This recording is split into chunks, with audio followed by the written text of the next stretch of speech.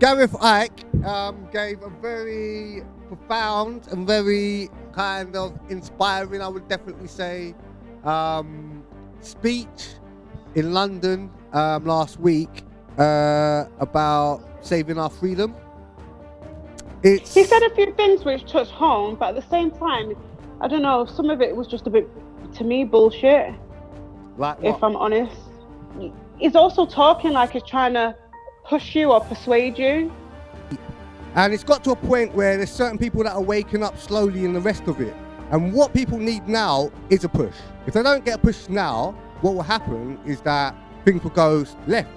So what he's doing, just like a lot of other people who are up there talking like Anthony Joshua and all the rest of them, they're pushing so that people can actually wake up and actually recognize that human beings standing together, 99% will always win over the 1%.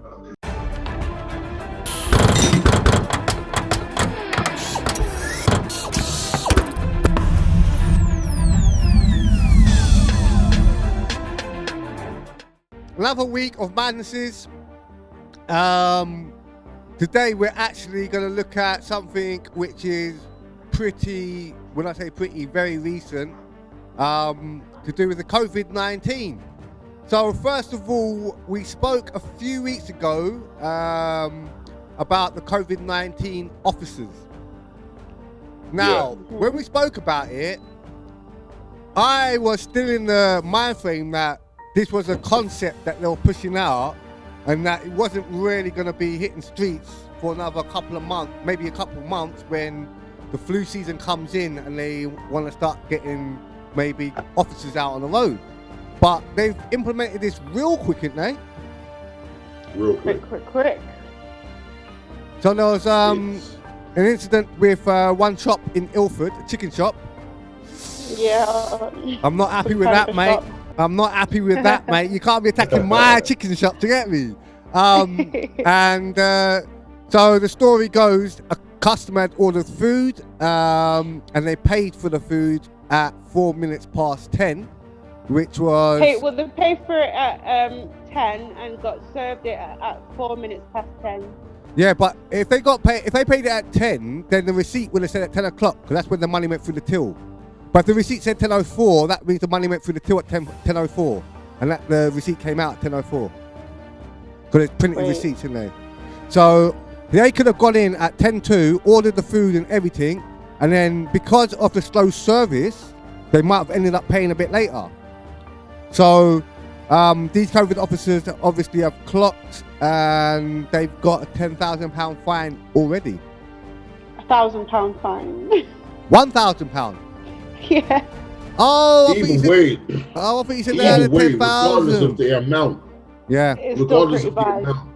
Let's be real about things, isn't it? Like, as you said, Diego, you weren't expecting them to put it out quick. I was expecting them to put it out quickly, but not this quick, innit? Like, to already be out on the road, catching someone out already. As I said, we spoke about it, 2 weeks ago? Yeah. 2 weeks ago, tops 3 weeks ago.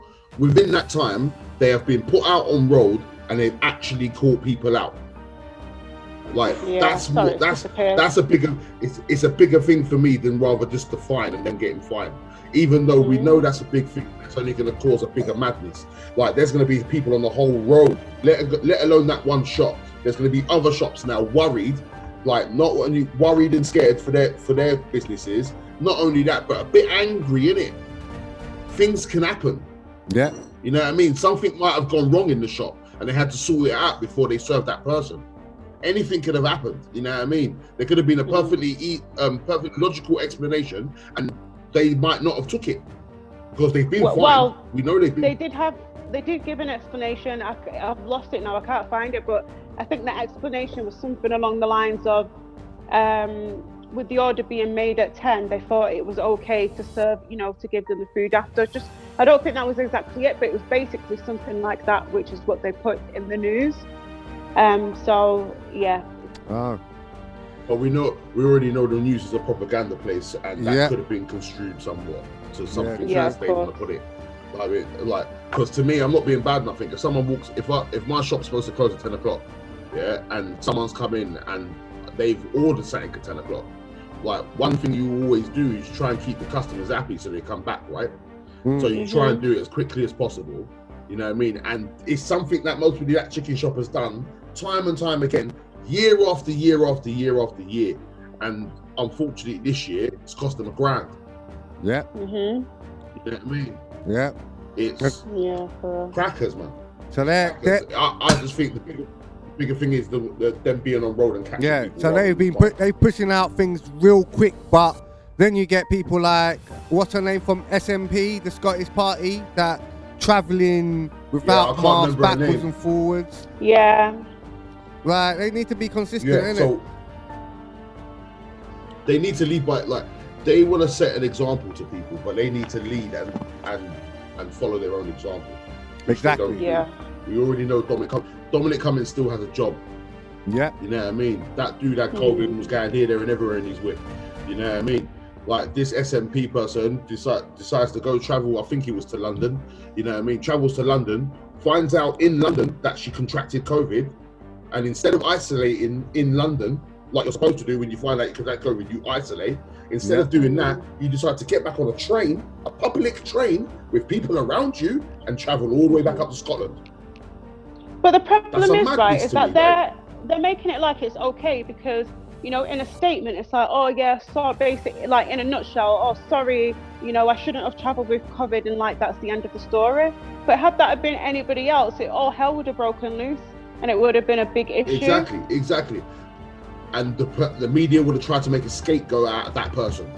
Yeah. That person would have been made a scapegoat out of completely. You know what I mean? But yet you've got, as I said, we've got that SMP person. You know what I mean? We've got Dominic Cummings. You've got Boris Johnson's dad not wearing masks, walking around and getting caught not wearing masks. But nothing's going to be said to the man. Nothing, because he's his dad. You know what I mean? Even he won't even say to him, "Dad, come on." You know what I mean? Let's be real about things, pops.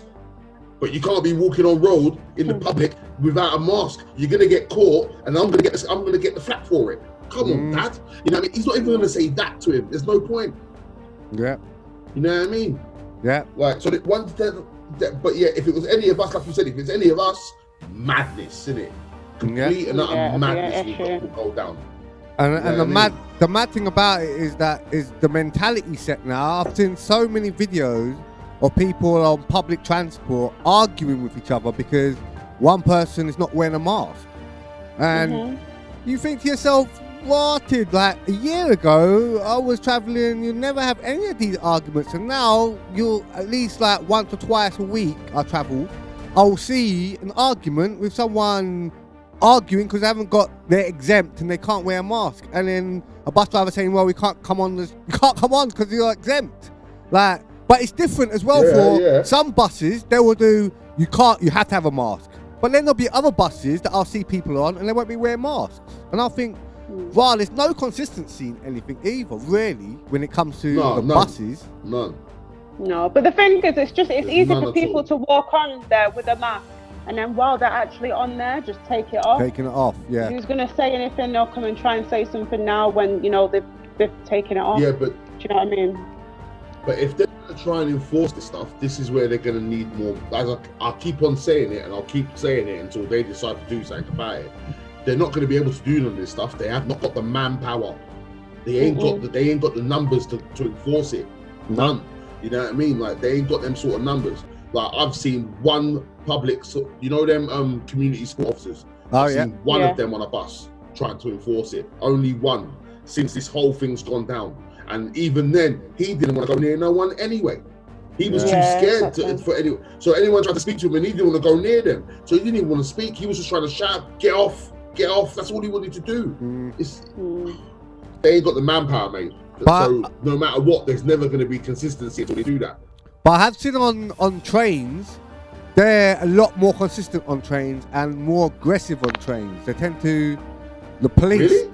Yeah, the police tend to travel in groups. Yeah, I mean, even when I jumped on DLR maybe a month ago or a month and a half ago, there were 7 officers that jumped on the same DLR as me, and obviously, man had food on me as well, innit? Yeah, I was a bit paranoid. I was thinking, they're gonna smell it and that, yeah. But they didn't care about that if they smelled it or not. They were just basically anyone that didn't have a mask, they would hold them to the side until the train stopped at the next exit and then got them off.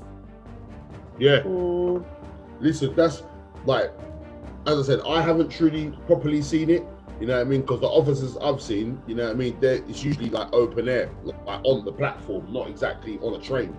Usually they not let the people on the thing, innit? Like, so if they've been aggressive in that, I haven't seen it. Okay. You know what I mean? But yeah, I have seen the arguments, I have seen the madness, I have seen like, well, I'm exempt, right? I'm exempt from actually having a mask on. But yeah, all I've got to do is either sniffle, like, or cough, clear my throat. Bro, people, like, I tried to get into a cab the other day, and the first thing he said to me is, you ain't got a mask. Where's your mask? I said, I'm exempt. And he looked at me for a second. I said, bro, I am exempt. And that's when he actually let me in the cab. Yeah. He wasn't even going to let me in the cab. Yeah. You know what I mean? Trust me. The mask is no longer a statement. The mask is no longer a fashion statement. Trust me. I can tell you that now. The mask is real. Like, even people that come into the shop, if they come into the shop without a mask, like I remember maybe a few 3-4 weeks ago when there wasn't clarity on what was going on, but people were told to wear masks, and the businesses were kind of told to encourage people to wear them. The security guard in my shop nearly had fights with like bare customers because he thought that his job was to make sure no one came in the shop without a mask on because they didn't understand what was going on. Yeah. And then anyone who's exempt like yourself are going to do that exact thing. And obviously, where I work, you get a lot of traders who are that type of people that's ready to blow anyway. So I do remember there was a lot of kickoffs as well, man. And this kind of wavy way of telling people to wear masks, but not a consistent thing where you have to wear a mask and don't give people the understanding. It's crazy. It's just crazy for me, man. No, it is mad. Like, it's only, as I said, it's only going to get worse, mate. Indeed. It's only going to get worse. So also I wanted to bring up David Icke. So, Gareth Icke gave a very profound and very kind of inspiring, I would definitely say, speech in London last week about saving our freedom in this country. Obviously, around the world, we can see that especially the Western countries, there is a strong push on restricting, I suppose, freedoms. Although some people may say, well, it's not restricting them, it's improving our safety. So, you know, two sides of a coin. But he did mention a few things. I'm actually going to put the link of the video in the description so people can check it out.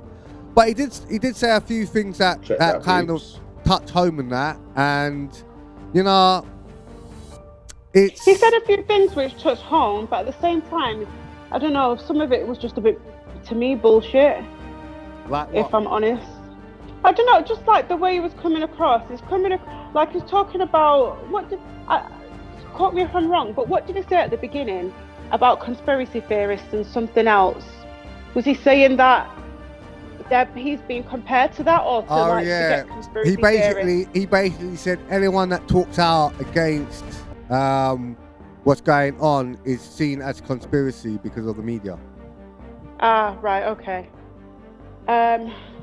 Yeah, I don't know. Like some things, like I agreed with and I understood, but at the same time, he's also talking like he's trying to push you or persuade you. Do you know what I mean? Well, I mean, and you know, sometimes what you've got to remember is that you know, when people get shut down or they get taken off, it's not always because it's the truth. It's because that they're going to cause like a widespread issue and problem and give out the wrong information, and that could cause more damage than what it's worth. Okay, I mean, what I would say against that is, first of all, there is so much stuff that is put out on internet that basically can destroy countries, societies, individuals, but they don't take that off. So I would genuinely say if they've taken it off, it's because they don't want that information spread across the world, innit? Is that piece of information is probably have some value to them. Second thing I would say about what he was saying, you said it was like he was trying to push. So basically, what it is that, you know, people like him, people like B-Dot, people like Conspiracy, people like myself have seen all these things that's happening in this world for time, since we've been in it. And we can see a lot of the bullshit, but people want to stay asleep. And it's got to a point where there's certain people that are waking up slowly in the rest of it. And what people need now is a push. If they don't get a push now, what will happen is that things will go left. So what he's doing, just like a lot of other people who are up there talking like Anthony Joshua and all the rest of them, they're pushing so that people can actually wake up and actually recognize that human beings standing together, 99% will always win over the 1%. And I think that was the main point that he was trying to make. He wasn't bad mouthing or demonizing people who try to call him conspiracy based because of the fact of his beliefs. But sometimes you don't have to though. You know, people have got away with words, so he could be saying that in so many words. And then the other thing about you saying, what did you just say? You just said that. Oh my God! Oh, you said something. You said something about what he was. Oh, about people waking up, and that's what you were saying. Oh yeah. I'm losing my train of thought now. But sometimes we don't need to be woken up to every single thing in the world. Some things should just be left untouched. Not everything has to be flipped over, delved into. But your freedom, your human rights and your human freedom, and just like with the children that are being taken and they're doing Save the Children protests, just with like the black people that are being killed, like these are things, regardless, these are things that need to be pushed. Like if you're talking about little things that might affect a little bit of the environment or might affect a little bit of lifestyle, then okay, I understand. But these are the forefront things that are happening to our life now. We are being restricted on a daily basis of our freedoms and our rights as human beings.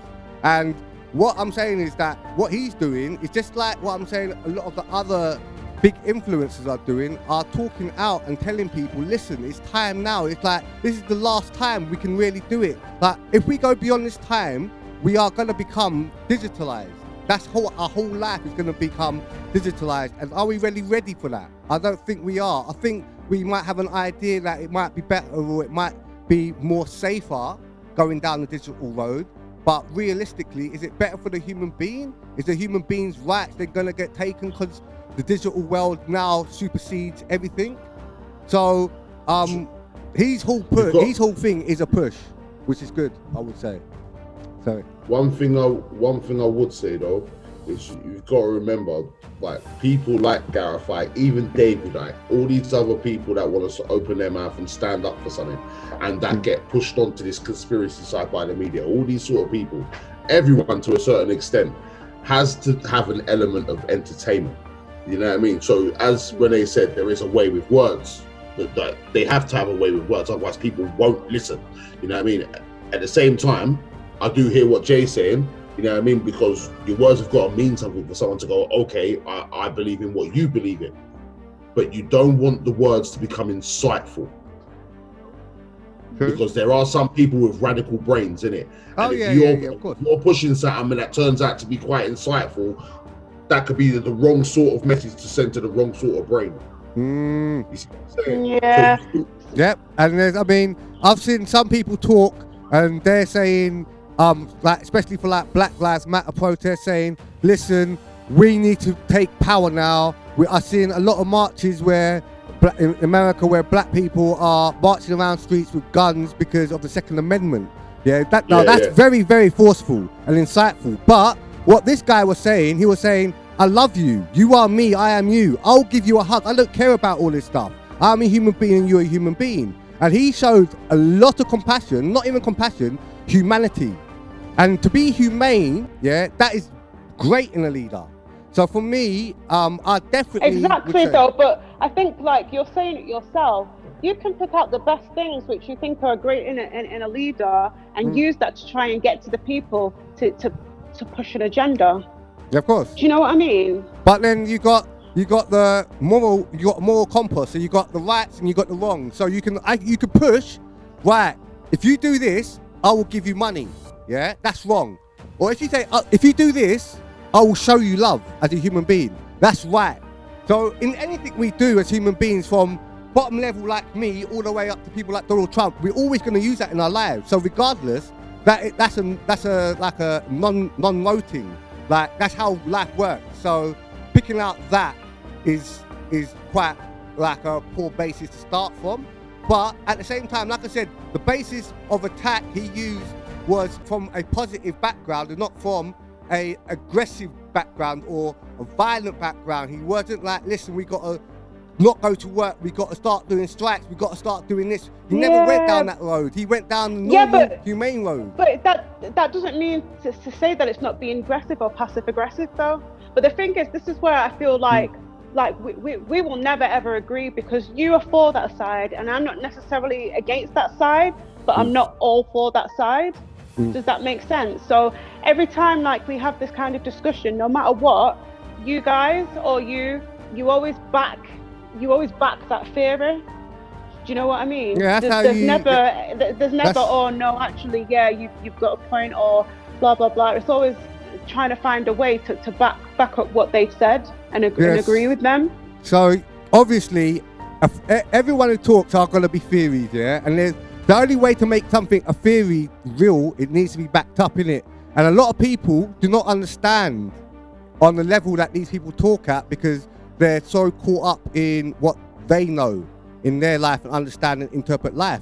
So what I try to do is, when I hear something, I try to break it down in a way that people might understand. Just as if B Dot hears something, he'll try to break it down as people understand. Just as if you hear something, you'll try to break it down as other people understand. Regardless, that's how it's going to go in debates. That's how debates run. No, but I think understanding something and really feeling something and thinking that's the right way are two different things. I can understand something and still not agree with it. Do you understand what I'm saying? Yeah, and so can I. And I can understand something and agree with it. Yeah, so I understand. Yeah, but okay, so understanding is key, because if you don't understand, then it's hard for you to be able to see what the truth is and what not the truth is. So if you don't understand, but then that sounds like it sounds like you're saying that if you understand it, then you'll understand that it's right. But I can understand something, but also know that it's wrong. Let's just break it down to the basics, yeah? If you understand how to make a cake, yeah, then you can make a really good cake. If you don't understand how to make a good cake, then you'll come out with something which ain't great, yeah? So what I'm saying is, understanding is key to anything. If you don't understand the concept or the principle or the value, then whatever you hear after that, or whatever you assume after that, is always going to be, delusional. It's not going to be with a strong foundation. So understanding is key to everything in life. So of course it's key, for me, but it doesn't. So for me, I understand what the government are doing.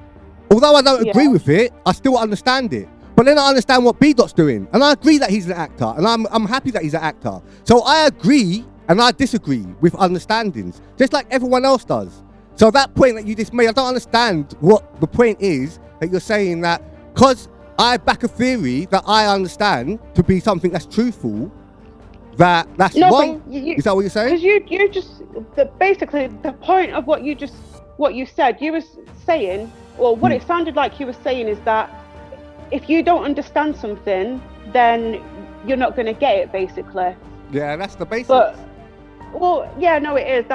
It is, but it's not. So you're saying with this conspiracy theorist guy or this Gareth Icky guy, whatever, you don't understand it, so therefore you're never going to agree with it. But no, that's I didn't not say the that. case. Like, I understand what he's saying. Don't get it twisted. I understand, but I still don't agree, or I don't agree with all of it. Yeah, so, but it's like you're saying that, well, because you don't understand it, of course you're not going to agree. But I do understand. So the first thing is, which you've got wrong, is that I haven't said to you that you don't understand what he has said. What's happened is this. We talked about David Icke, yeah. I've backed his theory, yeah. Delivery on some of it was shouty, growly, angry. Yeah, it was like a sort of angry sort of delivery, and that can cause something a bit different. It can cause something a bit different. It can make people think, okay, I understand where it's coming from, but they've already got the feeling, as you said, it's the feeling. They've already put a feeling in them of that, right, we've got to do this, you know what I mean? And that could change anyone's, like, I can change anything really. A feeling can change a lot of things, like. Yeah. No, it can. I mean, I would say it was more, you know, he was coming across more like passionate, like he was very passionate about what he was saying, but just because of the context of it and things like it, it's almost like a preacher. And don't get it twisted, I'm not saying anything bad about preachers or, you know, anything like that. So don't take it the wrong way, but it's just how you get these very extreme preachers who preach the word of God, like, you know, to the extremes of the extremes. And, you know, what, because they're doing it like that, you must believe what they're saying? Well, no, you mustn't. Some people might, some people may not. Of course. And I mean, every area have people who are passionate and talk about the stuff that they believe in, innit? But regardless of what they're talking, the more passionate is, you got to see that person obviously has more belief in it. And if that person has a credible not everyone's going to agree with someone. But no I know, but I haven't finished yet. Yeah, so if a person's credible, so for instance, if it was my dad and he was very passionate about something, I know my dad and he's a very credible person to me. So for me, I will go and research why he's passionate about it. But if it's just a random person on the road who don't dress right and who's just trying to do what he's doing and he's passionate about it, then for me, I'm not going to take my time out in understanding why this guy's passionate, because for me, ain't my. That's the thing, though. You didn't take that time, though, bro. You didn't take that time, though, bro. For all you know, that information that random has is the most relevant and powerful information that you actually need. But if that person isn't presented it's just right, because you feel. It's because I don't really know. No. So I don't really want to do it. No. It's not only a feeling. It's not a feeling. It's not a feeling. It's not a feeling. It's not a feeling. It's not a feeling. It's called credibility.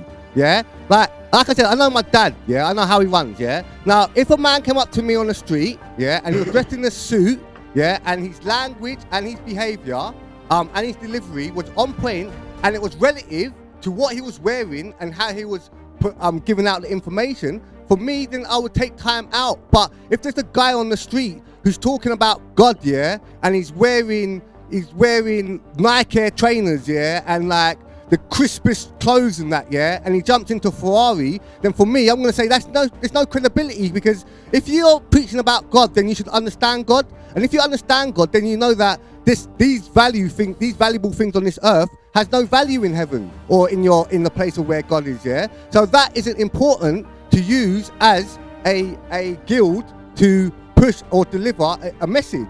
So for me, I won't go and spend time with that person. It doesn't make no sense. So what I'm saying is that generally we just look at credible people and we just look at credible people. Like for instance, you're gonna look, if you looked at someone like me and you looked at someone like Drunkle and you spoke about football, yeah, and I spoke about football, you would think, well, Jago knows nothing about football, so what he's saying probably isn't hasn't got a lot of value. But someone like Drunkle, he's got all the information, so he's got a lot of value in what he's saying. So for you would take a lot more of what he was saying than what I would be saying, because I wouldn't know nothing about football. So it comes down to the credibility of your source. That's the main thing. Credibility of your source and understanding. Boom! Yeah. Take that. All right. I mean, yeah, okay. Yeah, I mean, I understand that to a degree. I hear everyone's points. I hear everyone's points still. No, I hear everyone's points still. So going back to this COVID thing, yeah? Where we left off was masks and freedoms and all the rest of it. Boom. Right, so freedoms. That's the next step. What freedoms? What freedom you want about, bro? So what I'm gonna do, there ain't no such thing as freedom right now. Well, it's soon gonna be like that by the looks of it. So freedoms, human rights freedoms, or just freedoms in general, really. So over the last 6 months, most people have got to a point where they feel like certain of their freedoms have been restricted or limited or even taken away. For me personally, I don't see it because there isn't anything mandatory. If things were made mandatory, then and there was penalties to it, then I would believe that these restrictions. It hasn't really started down here yet. It hasn't actually started down here yet. Yeah. It's all up north still, really. Yeah. So There is a few lockdowns going on in Wales, wasn't it? Cardiff and Swansea. Yeah, I think something like that. There were places up north at one point as well. I know Leicester was under lockdown at one point, complete lockdown at one point. Parts of Manchester, I think, was under lockdown. Is that with the curfew as well then? Say that again? Was that with curfew? I don't know if it was with, I don't exactly know if it was with curfew. I think so. Unless it's obviously a complete lockdown like Leicester, because Leicester had a complete lockdown. They were locked down, the whole of Leicester was locked down. So unless it was like that, I'm sure there must have been a curfew involved. Because, I mean, once they get, which you say that it probably can't happen because there isn't enough, but they might, once they get the military on the streets, then for me, everything becomes very, very serious. But have they not been threatening about this military action from like the beginning? Yeah, they have. For the longest. And has it happened yet? Don't get me wrong though. I'm not gonna lie. I have seen army crates on road before. Yeah. I have seen army crates on road. I don't know if they're still, but for me, they've been taken away. This was a while back when they very first mentioned it. When they very first mentioned about the armed forces being on road, there was a thing. There was army running through Clapham Junction, running around for 20 minutes in Clapham Junction, and in Romford there was army crates being deployed in Romford. You know what I mean? Bit peak still, but then since then, nothing until now. And now, what are they saying? It's only now they start mentioning about they're going to be training armed forces to give vaccinations as well as protecting the people that's giving them and all that sort of madness. So, you see what I'm saying? When you say they're training officers to give vaccinations, or are they giving officers the right to force vaccinations onto people? Well, no, I think I think they're training to give them. They've got a shortage of the NHS. They haven't got enough people to do it. So who are they going to go to next to help out? Okay. Workers. It's just, managers of departments, businesses, the armed forces, all these sort of other people that or all these people. I reckon even firefighters at some point will be able to give a vaccination. Yeah. Just to do one less job for the NHS to do. Yeah, I hear that. We'll have a bit more of a helping hand. I hear that. Even really and truly, like, we shouldn't be at this. Do you believe we should be at this stage right now?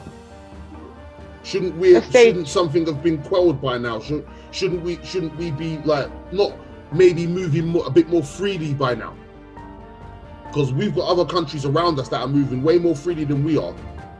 And they were worse off at one point. If they're going to let us go out to work, they might as well just relax everything else. Do you know what I mean? It just doesn't make sense. We can go out to work. We can still go to pubs and restaurants. It's just the six. It's just a group of six. There's a whole heap of things which we can still do. Yeah, it's just the groups of six we can't just be in. Just because you're reducing the amount of time, it's not reducing, the virus. So it doesn't, we're exposed to it now regardless. Whether we go outside for 10 minutes, an hour, 2 hours, 8 hours, we're still exposed. So the timing doesn't matter, nor does the group of people. Because you could be around one random person who you don't know who's got it or got something. Exactly. Do you know what I mean? Yeah, for real. I hear that. Yeah, I just think it's madness. I just think it's total not a madness, I'm telling you. Like, they need to structure what they want to do, keep that structure, and then execute it properly. I reckon if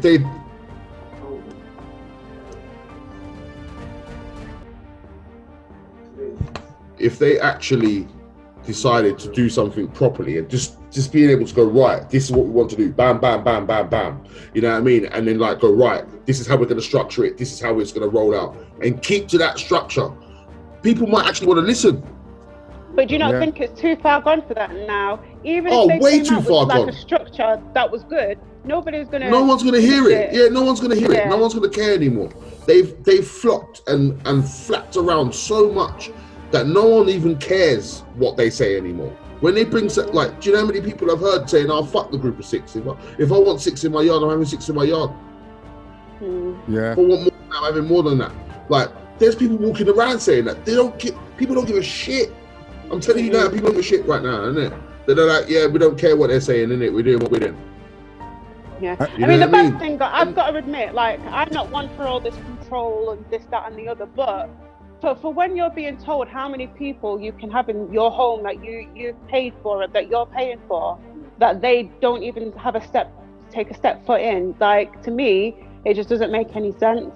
Who controls who comes into your house? You do, not the government. Exactly.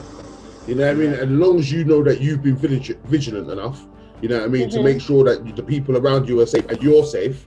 You know what I mean? I don't see what a major problem is having the people that you would be all right with in the house, in your home. You know what I mean? Because I'm sure they've been around other family members and stuff like that, and nothing's happened. Everything's been fine. So I don't understand why they're all of a sudden going, "Oh, right, you can only have this many in your house." Like, I don't see no police knocking people's doors. What's the kind of, what is it, like the ratio, or I don't know what the saying is, but you know, when did you go back to work, and how many different people have you been around? And as far as you're aware, you don't have COVID, or you haven't caught COVID. No. Do you I've know been what around I bags mean? of people. As I said, I go to work a lot. You know what I mean? And I work in a place where all different sorts of people come in. Yeah, same with me, mate. That wear their mask vigilantly. Like, you've got some people in my shop that don't even believe COVID exists and walk around like they've been walking around all this time. You know what I mean? So, like, well, the point I'm it's making mad. And not only that, all three of us are in these kind of environments where we're surrounded by bags of people all the time. And like I said, as far as we're aware, we're fine. Nothing's happened. We haven't caught anything. Nope.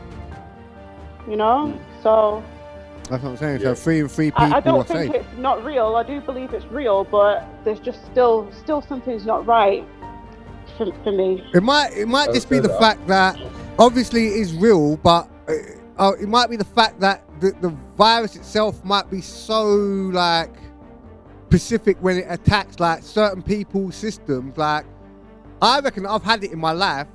Not in my life. So I've had it over this period, but I have never shown symptoms. I've never felt ill, but I must have caught it because I've been around people at work who I know they have caught it. So I must have had it 100%. And I think what it is, so many people are probably asymptomatic that they're not really being affected by the coronavirus as you would do as with the flu. When you get the flu, like, you get your headaches, you get your sniffles, you get your sore throat, your body, your muscles feel tired, you can't do anything. Maybe it doesn't attack the system like the flu, so we don't really understand how it actually gets us. I mean, certain people, there was one thing I read about this kid who was apparently, he was a university student, he was very fit, he ran for like a long distance running and that, and he had to travel, and apparently he had he got COVID, I think, and they took him to hospital. I don't know if I've got the story. They took him to hospital and they gave him, and he recovered from it, but then the COVID attacked his brain, and then basically one morning he woke up. He just said his legs wouldn't work. He couldn't use his legs until they took him straight to the hospital. And then by the time he got to hospital, he died. It was of COVID because it attacked his neurology, the brain side of things. So, I mean, with the... Ain't that, whatever place he went to, wherever he was taken, in the first place, where they said he contracted it, or ain't they at fault for not seeing that in the first place? Realistically, well, I mean, these tests for COVID, really, are they really, they must be pants. Do they work? Like, that's what I'm saying. Are they real? They must be pants. Because how many people are testing positive, then negative, then negative, then positive, like within a week or so of being tested? Like, it doesn't make sense. 1 minute you test negative, and then the next minute you test positive. I mean, it makes sense at all. No. And then what? You die in a car crash, and they say, "Oh, that was because of COVID." Yeah. Because if anyone dies at the moment, it's because of COVID. No matter what they've died of, it's COVID. Yeah. You know what I mean? Like, which is a madness to me. It's an absolute madness to me. It all comes down to them numbers again. You know what I mean? Yeah, because what happens now, because when it comes to all the other things that, other diseases and things and viruses that you can die for, what's happening with all the records now and everything? Because if they're just putting, majority of people down of COVID. They must be up in the air now. They must be what? They must be up in the air now. They've got to be up in the air now. They must be up in the air now. The statistics must be all over the place. That's what I'm saying. They must be all over, like, properly. It's a madness. Like, it is a madness. Because again, with all of this, when you talk about all this track and trace and this app and that, if a lot of people are asymptomatic and they're contracting it, don't even know they're contracting it, how is that even meant to work? I swear that trace app was supposed to be to do with symptoms. Yep. You know what I mean? So so everything they're doing is just not working. How can you get proper numbers? You know what I mean? Yeah. And then they're having so many technical issues with it as well, which closing up the numbers as it is. Unless they brought it back already, that's when they scrapped the app. They scrapped it. No, they're trying to enforce the app again now. Definitely this app idea, they're going to be pushing it because it's the next step in it. Once you get an app on your phone, man, that's it. Your LinkedIn system, innit? Yeah, but they said it was the next step before. Yeah, they said it was the next step before. What happened then? But I just gotta just say one thing about. Go on. What are you saying? No, I was just saying these guys are wishy-washy. But like this whole thing with the next step about putting your details in this track and trace thing, I think a lot of people forget that our details are everywhere anyway. We're signed up with the bank, everyone's got our national insurance number, we're registered with the GP anyway, like our details are everywhere. Yep. Well, this is a different system. This is a different system, they just want people to do it again. It's like, then what they don't realise is they're keeping businesses empty that way. But it's like with Facebook, how many people came off Facebook once they heard about Zuckerberg? I know quite a few people around me, they don't use Facebook at all anymore. I think it's one of them things where obviously your details are everywhere, but it's on certain systems. Like, so your bank might have your details, Renee, but the police officers ain't gonna have your details because you haven't committed a crime yet. So once you commit a crime, then the police have got your details. But then once you commit a terrorist crime, then the FBI have got your details. And if you do something else, then for instance, you go to university, then your details are on the university UCAS, that you've been to a certain university. So I think my point is that we've all got passports, we've all got all of these things. If somebody really wanted to get our information, they could get it regardless. Is like the point that They don't need us. It's not a point of getting that information. It's tracking. You know that, Jay. It's not about information. It's about tracking. It's not about information. It's about tracking. It's about That's why what? it's called track and trace. It's not about information. It's about tracking. That's why it's called track and trace. Yeah. Yeah, but they could track us now. Because trackers now. Exactly. Yeah, but what I'm saying is, when I'm saying tracking is a system to do with COVID-19. Yeah, if you've downloaded the thing and you've been for a test, then the system knows that this person is on green. They've been for a test and they've not tested positive for it. Yeah. So when in 6 months' time they come down and say, right, everyone's got to be on this. Yeah. Then if you haven't been on it in the last 6 months, then you're going to get forced to be put on it. It's a system. All it is a system thing. That's how it works, isn't it, with system things? Do you reckon they're gonna thing it? Do you reckon they're gonna make everyone automatically? like the U2 album that just appeared on everyone's phones? Do you reckon it's gonna be like that? I heard about that. I didn't get that. That's not fair. Did you? You heard about that, Renee? I heard about it. Apparently, when the new I can't remember what iPhone it was that came out. But when that iPhone came out, it had like U2's album was already on it. Was already downloaded on it. No, but I think even people who already had their phones, it got put on there. Yeah, it just appeared. Yeah, it just appeared on there. Yeah, it appeared on there as well. Yeah. I think once you it was either with an update or something. So how did they do it? How did they do it? This is the question, man. I need to do this with my stuff, mate. I need to do this with real fake news. how did they do I it? But don't then know. again, that's the point. They can do anything. What, you So too? what makes you like? What, you so I'm too? thinking they're actually going to do that with this app. They can just stick it on people's phones as and when. Yeah, but just remember, when you get stopped by a police officer, yeah, and they ask your name, if you don't consent, you don't consent. Simple. Because this is Yeah, well, that's what I was going to say. That's what I'm They saying. could So I put said, it put it on your phone. phone. You don't consent, you don't consent. Simple. Yeah, they could put it on your phone, possibly. I mean, they've got the ability to do that. I believe that. However, you still need to open the app and register. Yeah. Yeah. Yeah, you can either be registered or you will be a rebel of the state. Which one are you? Which one of you? Let us know in the comments. Which one are you? Oh, mate. Enemy of the State. That's a good film. Hey, I might have to watch that. Come join the rebels, fam. Come join the rebels, mate. people. Come join the rebels. Help yourselves, everyone. Thanks for watching. Make sure you subscribe. Press this button here right now. Jeez. Yo, press this big red button. Press this button. Here. Button. Red one.